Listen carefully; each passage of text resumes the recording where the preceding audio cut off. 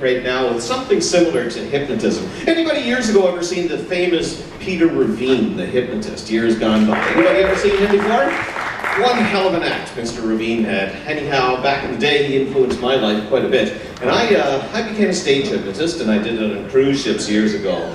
Abandoned the whole career, however, back in the late 1990s to go become a pilot, and that's what I am now as an airline pilot, but I still dabble in the fine arts of magic.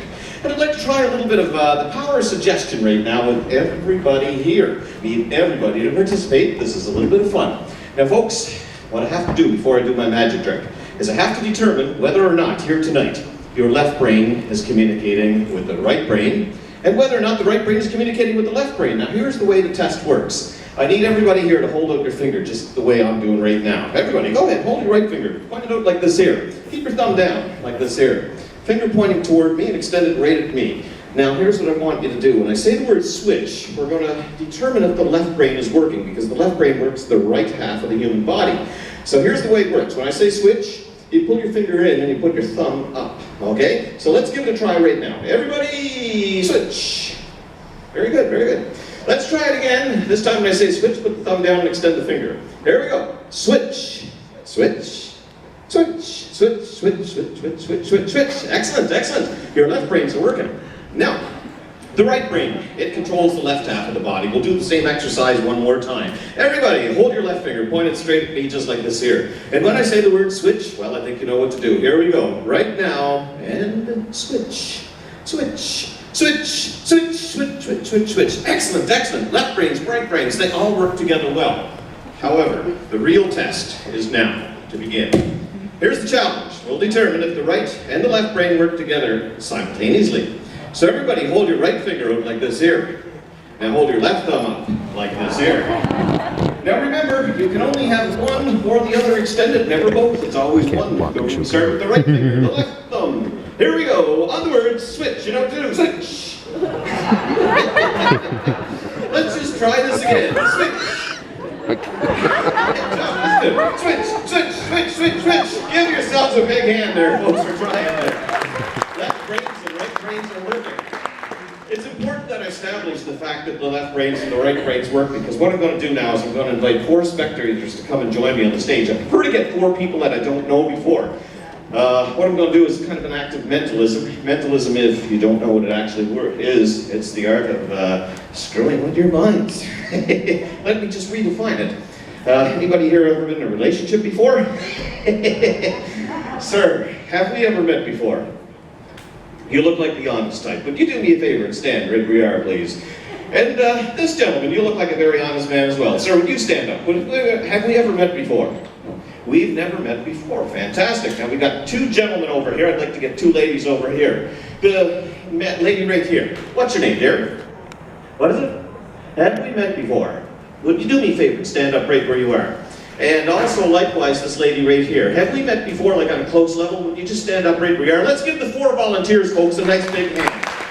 Now, what I'm going to do with my 4 volunteers here, instead of hypnotizing you, I'm going to play a little game from a casino. Everybody knows how to play craps. Have you ever played craps before at a casino table? Have you folks ever played craps before? 1 tiny little dice. Now, here's the way it works. What I'm going to do, in fact, for the optics of it all, this would look far better if you actually joined me on the stage. Would you 2 gentlemen go up on the stairs right here, please? Watch your step coming up here. We'd like you to come right up here. Likewise, the ladies over here, would you please come up and join me on the stage? Give them another hand, folks, as they come this way. Now, what I'd like the 4 of you to do is stand right over here, side by side, shoulder to shoulder, and we're going to position this stool right there, and this dice, which is in my fingertips here. First of all, I'll begin with the ladies before gentlemen. What's your name? Connie. Connie. Can I call you Connie? Yes. Great. We got a date. Connie, here's the deal. We have a dice here. I want you to examine the dice, okay? I'd like you to just pick it up in your fingertips, examine it. Make sure that there are 6 sides in the dice, and that each side has a number on it. Is that true and all the numbers are different? Absolutely true. Now here's what we're going to do, Connie. I'm going to get you in a moment to place that dice on this stool right here. Now, what I'm going to do is I'm going to walk across the stage over here to my right. And what you're going to do is place that dice on a number of your choice right up here, okay? And then what you're going to do is you're going to cover up the dice with your fingers like this here, and you're going to say, Kirk, turn around. And when you say turn around, I'm going to look at you, and I'm going to try to read your mind and figure out which number is in the uppermost position. Now, folks, the odds of me doing this are 1 in 6. Are you ready, Connie? Okay, here we go. I'll walk this way, and you go ahead and walk over to the stool. Place your dice on the stool. Tell me when to turn around. All right, covered up. Now, Connie, where are you from? Where do you live? What part of Sydney? Welton Street, she says. And let me think here. With Welton Street, what do you do for a living? What do you do? Doesn't want to tell me. She doesn't want to tell me. That's okay. That's enough for me to get inside of her mind. Now, folks, she did try to withhold from me what she does for a living, but she told me she's from Welton Street. But that's enough statistically for me to make an assumption here.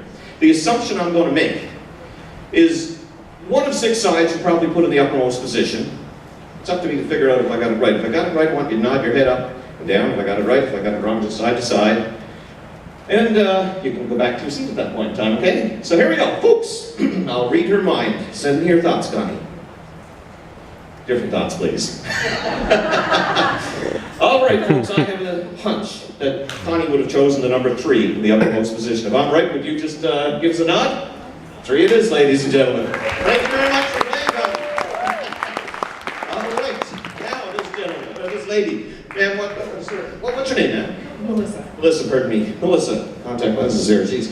Melissa, the dice is over here. Pick it up, examine it, okay? Now we're going to try something called influence here.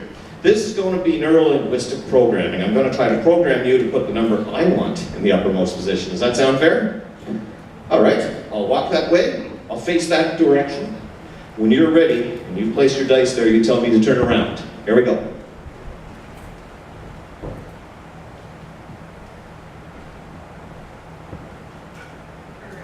Okay, now let me ask you,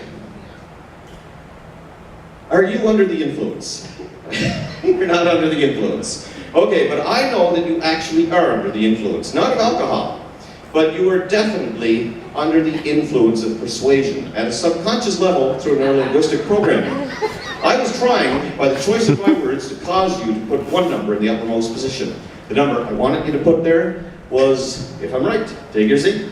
The number was 4 in the uppermost position. Did you put the 4 in the uppermost position? We got it, ladies and gentlemen. That's not actually a 1 in 6 chance. Statistically, you'd actually have to take the 6, and you'd have to go and multiply it to the raised to the power of 2. That's a 1 in 36 probability of me doing that twice in a row. Sir, we're going to go for 1 in 216 possibility of me doing this 3 times in a row. Are you ready?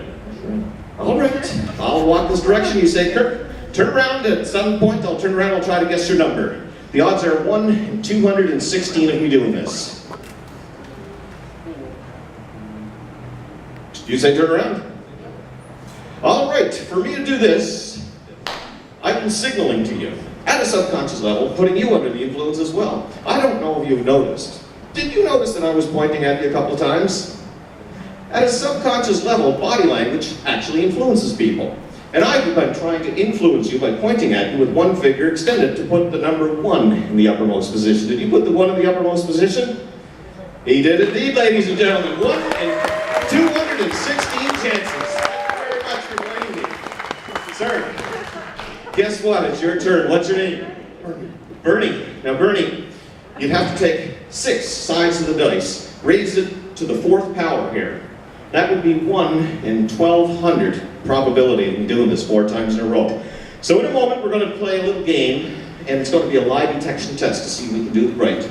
So approach this here stool. I'll walk that way. You tell me when to turn around, and we'll find out if I can do this for 1 in 1,200 probabilities. Have you done so?